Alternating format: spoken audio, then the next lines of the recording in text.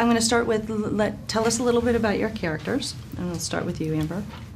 I play Zoe, and Zoe's a free-spirited, slightly enigmatic woman on her own path, a path that crosses with Mike's in a slightly unconventional or rather unexpected way. You know, I like that no one making this movie wanted to make a conventional movie that followed any rules or formulaic approaches to telling stories or developing characters. Everybody was, you know, approached it with a certain amount of temerity and audacity, and I liked that. And my character's no exception. She's allowed to just be kind of a more nuanced person, a human that has more to impart on Mike and his journey than a hookup. You know, it's more significant than that, or different rather than that. That's not the payoff, and I like that. Mm-hmm. Andie? Well, my character was very well written. And when I read it, I was just dying to be able to play this character. The lines were outrageous and nutty and didn't really make sense. They were not logical. And I could see that she was just really slightly insane. I think because she's just going through a divorce. Mm-hmm. And I was so excited about this opportunity that when I read it, I had to speak with Greg Jacobs I felt, to convince him that this was correct choice. So I found, but with a mirror, the good light in my little cabin in Montana. I walked around and looked for the light, and there was a window where the light looked pretty good. And then I got a sheet and I put it down on the ground. It's 10 o'clock in the morning. I went and looked through my closet and I found a sexy little top. I got a wine glass out. I poured some red juice in it. And when he beamed in to me, I said, "Good morning!" Just like that. Tim begged him for the role. I said, "Oh, be so good in this. I promise you I'm going to show up. I'm just going to be there 100%.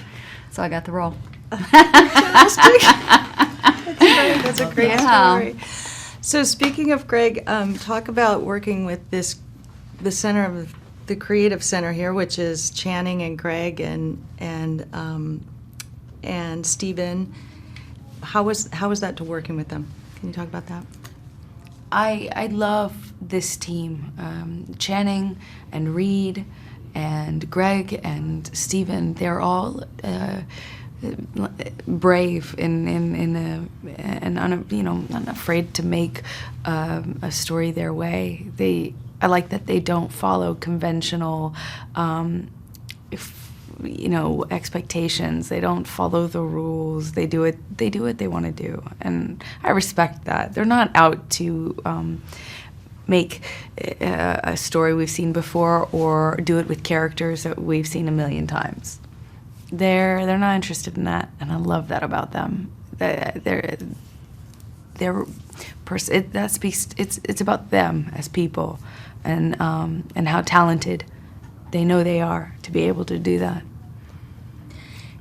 I worked with Stephen a long time ago on Sex, Lies, and Videotape, where I played a sexually repressed woman.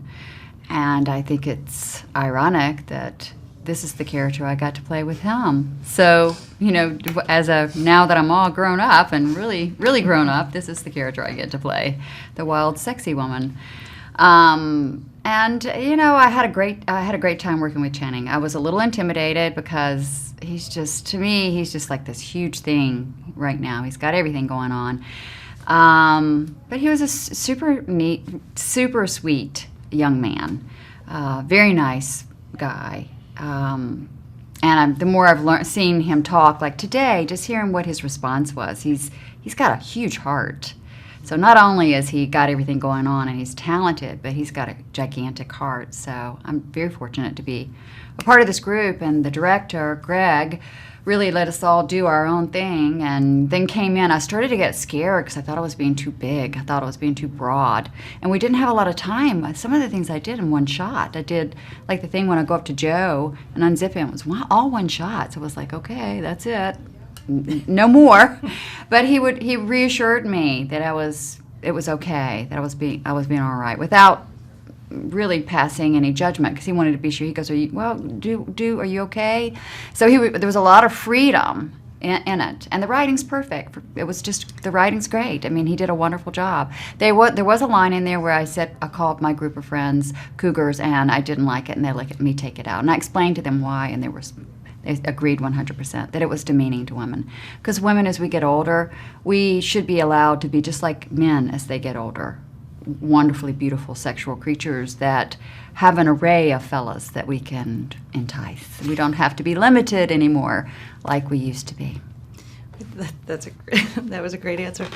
And speaking of that, this film, even though it's technically about male strippers, women are very strong in this film, and they come out very empowered. Can you talk to that a little bit? Like, all these characters, all the characters are very empowered. Even the women that are watching the show, it seems like they, it's not just, as they said, the men are now catering to them. They're not just telling them what to do. Can you speak about that a little bit on the storyline? Well, I think that is really, it's an interesting example, or it's an interesting kind of thought study, or sociopolitical undercurrent underneath this male stripper movie. Really, it's funny, but it is because what we do is we switch the gender norms. We put the sexual, the assigned sexual expectations in the reverse, and put men in a typically, in this case, men are fulfilling a role typically filled by women. And there is a certain amount of power lost when we see that dynamic played out normally. And women are seen then, therefore, as objectified and marginalized to a certain extent. But what's interesting about this movie is these guys kind of teach us, accidentally, that doesn't have to be the case. I mean, they put themselves out there to be objectified to a certain extent. They put themselves out there and prove to us it doesn't have to be this lascivious, dark thing. They have so much fun with it, and they clearly don't have any power loss in the exchange, and neither do women by being in the audience. And I liked that it kind of makes us think about that. Could this story be told the same way with a group of women? Well, maybe now, maybe in the future, but typically no. It wouldn't have had the same levity and I don't know. I know it's a male stripper movie, but it's true. It's underneath the fact that it is a male stripper movie. At the same time, there is a weighted part of it is liberating women even further. We've been fighting for equal rights and liberation, and here we are, like men, enjoying the other sex. We are allowed to enjoy the other sex. We're allowed to be sexual creatures without being deemed something ugly.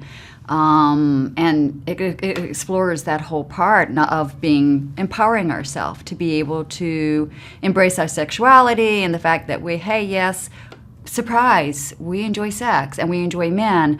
But there is, at the same time, because we are female creatures and there is this need for communication, a huge need for communication, we don't disempower them either. They are powerful, that we allow them to feel good about themselves as well, because that's who we are as female creatures. And we meet each other on this beautiful plane of enjoying them, enjoying us, enjoying them. And it's great. And the dancing is fantastic. It's fun. It's just full of life, and it's choreographed beautifully, and the moves are wonderful, mind-blowing, and it's smart. There's an intelligence to it, a creative intelligence to it, and the music's wonderful. So it really is. It's just a great movie all the way around. Yeah, it really is. Well, thank you so much.